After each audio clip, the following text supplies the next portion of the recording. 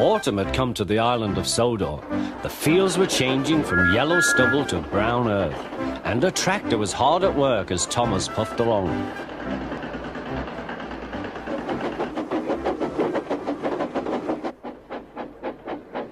Later, Thomas saw the tractor close by. "Hello," said the tractor. "I'm Terrence. I am ploughing."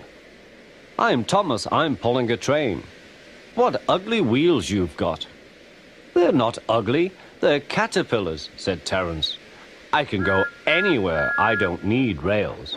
"I don't want to go anywhere," said Thomas. "I like my rails, thank you." Winter came with dark clouds full of snow. "I don't like it," said Thomas's driver. "A heavy fall is coming. I hope it doesn't stop us." "Huh," said Thomas. "Soft stuff, nothing to it." And he puffed on, feeling cold but confident.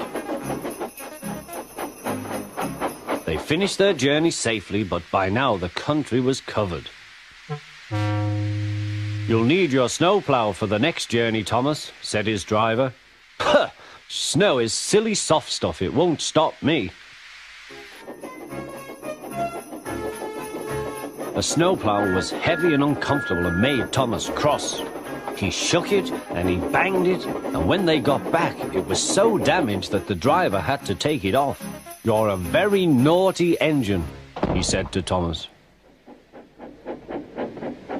Next morning, Thomas's driver and fireman came early and worked hard to mend the snowplow, but they couldn't make it fit.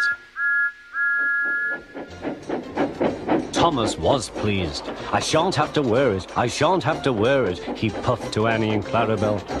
But they were rather worried. "I hope it's all right. I hope it's all right," they whispered to each other.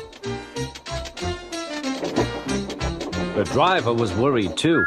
"It's not bad here," he said to the fireman, "but it's sure to be deep in the valley." "Silly soft stuff," puffed Thomas. "I didn't need that stupid old thing yesterday, and I shan't today. Snow can't stop me." He rushed into a tunnel thinking how clever he was, but there was trouble ahead. "Cinders and ashes," said Thomas. "I'm stuck." And he was. "Back, Thomas, back," said his driver. Thomas tried, but his wheels spun and he couldn't move. The guard went back for help, while everyone else tried to dig the snow away. But as fast as they dug, more snow slipped down until Thomas was nearly buried. "Oh, my wheels and coupling rods! I shall have to stop here till I'm frozen. What a silly engine I am!" And Thomas began to cry.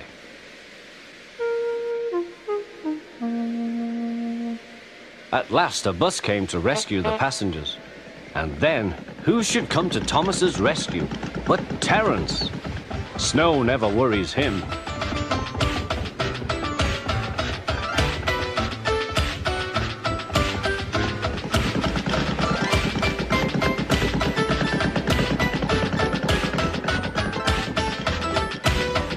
He pulled the empty coaches away, then came back for Thomas.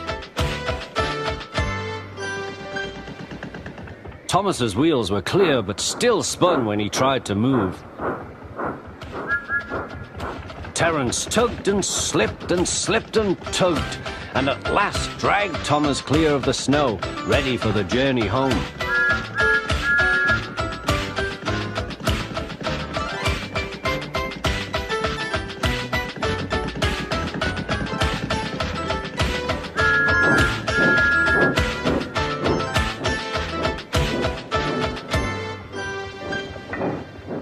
"Thank you, Terrence. Your caterpillars are splendid," said Thomas. "I hope you'll be sensible now, Thomas," said his driver. "I'll try," said Thomas, and he puffed humbly away.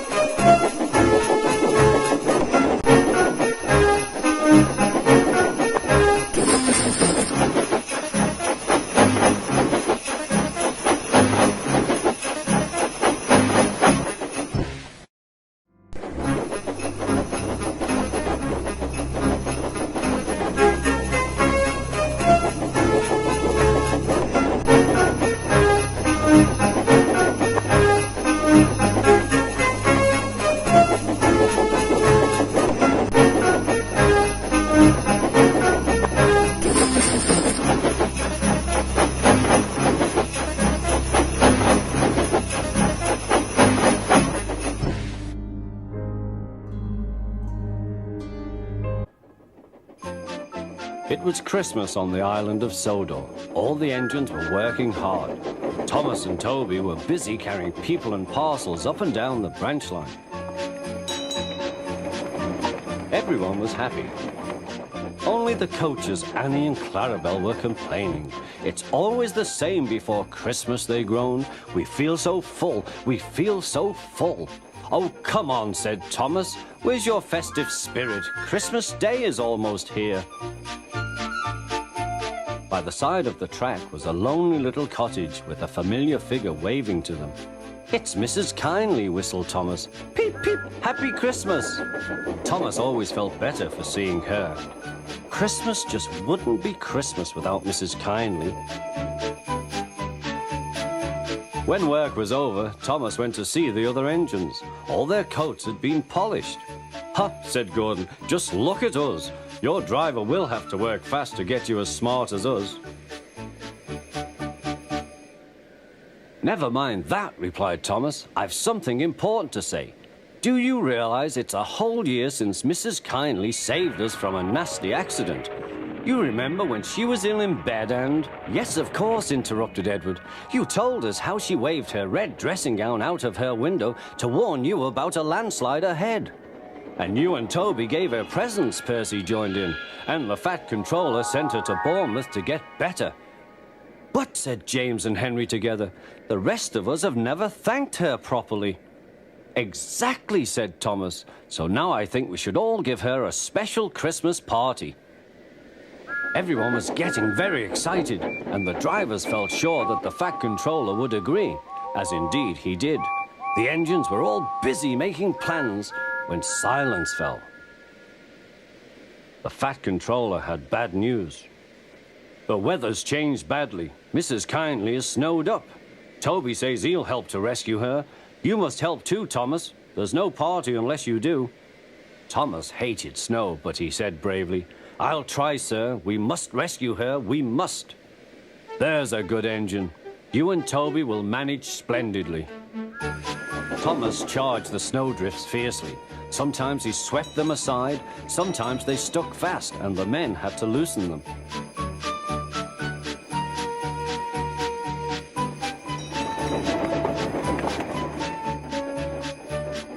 But at the cutting near the cottage, they could go no further. Look at that, exclaimed Thomas's fireman. Peep, peep, peep, here we are, whistled Thomas. An answering wave came from an upstairs window. Then they heard a familiar sound. That's Terrence, said Thomas. He's come to help too. Sure enough, Terrence had a snowplow and was working hard to clear a path to the railway line in safety. At long last, the rescue was complete. Percy took the tired workmen home. Terrence said goodbye to Mrs. Kindly and promised to take care of her cottage as he watched them all set off. The engines made good time. No more snow had fallen, but the yard was dark. Thomas's heart sank. Suddenly, all the lights went on. What a marvelous sight awaited Mrs. Kindly. Well done, said the Fat Controller. I'm really proud of you all. Mrs. Kindly especially thanked the smaller engines. Thomas and Toby are old friends, she said. And now, Percy, you are my friend too. Percy was very pleased. 3 cheers for Mrs. Kindly, he called. Peep, peep, peep. They all whistled. We wish you a Merry Christmas. We wish you a Merry Christmas. We wish you a Merry Christmas and a Happy New Year. Thomas the Tank Engine and his friends thought it was the best Christmas ever, and Mrs. Kindly could think of nowhere she would rather live than here with them on the island of Sodor.